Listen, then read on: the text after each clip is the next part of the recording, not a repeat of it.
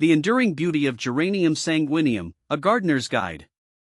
As someone who thrives on adding splashes of color to my garden, the Geranium sanguineum, or bloody cranesbill, has become a fast favorite. This perennial boasts stunning pink blooms with crimson veins, and its deeply lobed, green foliage transforms into a fiery red come fall. But beyond its aesthetics, Geranium sanguineum is a remarkably low-maintenance plant, making it perfect for busy gardeners like myself.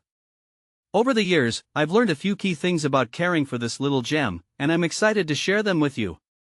See more 362 species in genus Geranium at monsteraholic.com. How to care for Geranium sanguineum striatum after winter. Since Geranium sanguineum is a herbaceous perennial, it dies back to the ground in the winter. Fear not, though. Come spring, vibrant new growth will emerge from the crown. Here's how I ensure a smooth transition.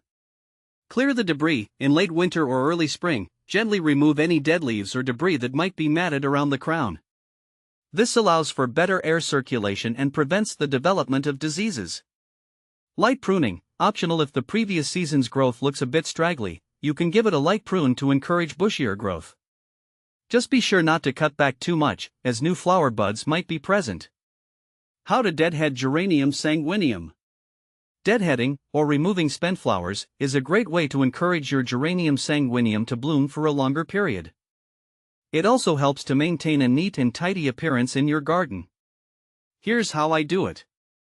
Snip it off. Simply use sharp pruners or shears to snip off the spent flower head just below the base of the flower stalk. Don't worry about being too precise, a clean cut anywhere on the stalk will do.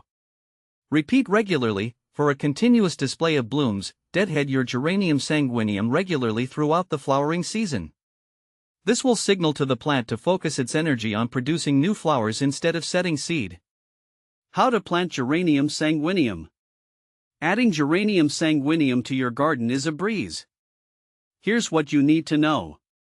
Timing. The best time to plant is either in spring or fall when the temperatures are mild. Location. Geranium sanguineum thrives in full sun to partial shade. Consider a location that receives at least 6 hours of direct sunlight daily. Soil. They prefer well-drained soil. If your soil is heavy clay, amend it with some compost or sand to improve drainage.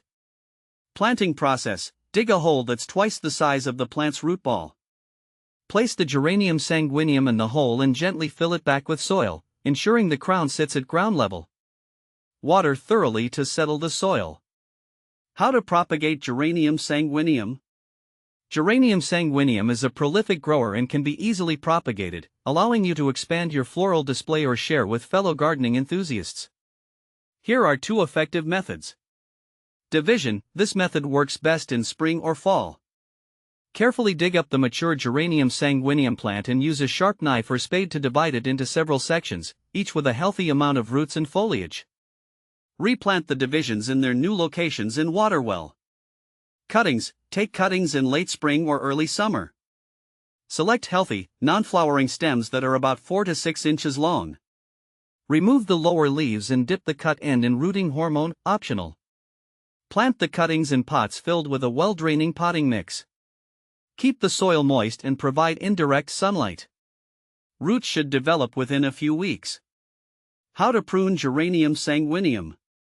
While Geranium sanguineum doesn't require heavy pruning, there are times when a little trim might be necessary.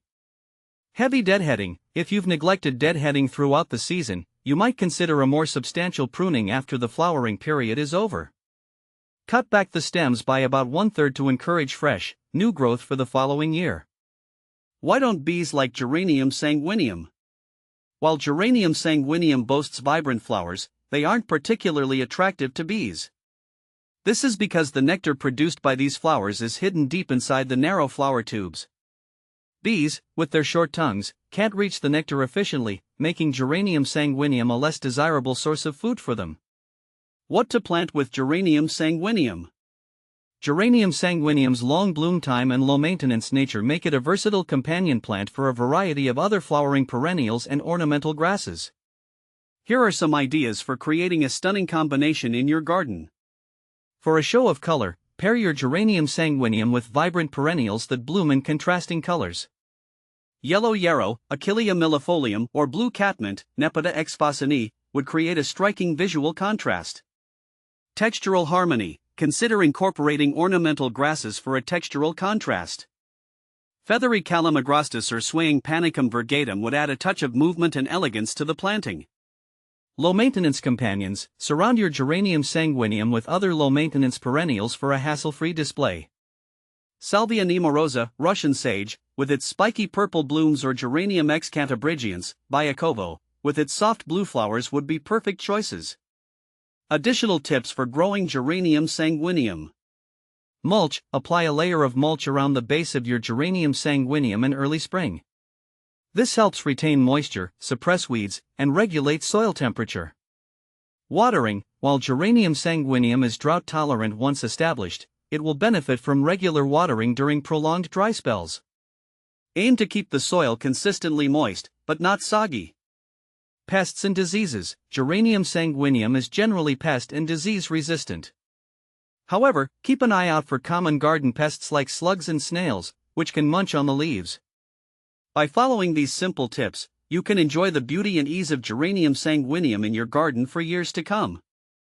This delightful perennial is sure to add a touch of charm and color to your outdoor space, requiring minimal effort on your part. So, happy planting!